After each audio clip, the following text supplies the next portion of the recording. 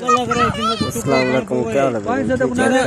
तेरा बंदा ही लेके बोल पैसे कितनी का हमारे चैनल को सब्सक्राइब करो, ब्लैक का बटन में घंटे को मैं मुंह से बोल के जेरा जना मेरे के परिवार पर दे अल्हम्दुलिल्लाह जेरा कर मत ये व्यापारी हैं, बकरियां खरीद रहे हैं। थोड़े नसीब में ना मतलब हालात ये है गलत की कसम बकरियां तकरीबन 50,000 रुपए के दोनों बिक चुके हैं। जो जबरदस्त बकरी है, ये व्यापारी खड़े हुए हैं।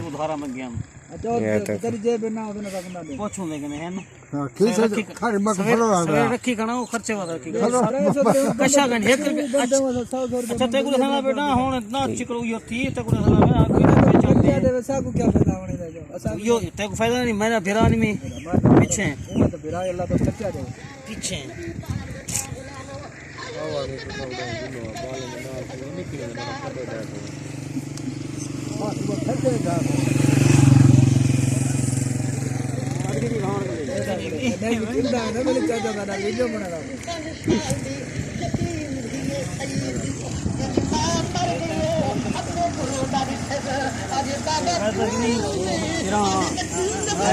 ये देखो दोस्तों, जबरदस्त बकरियां खरीद के जा रहा है।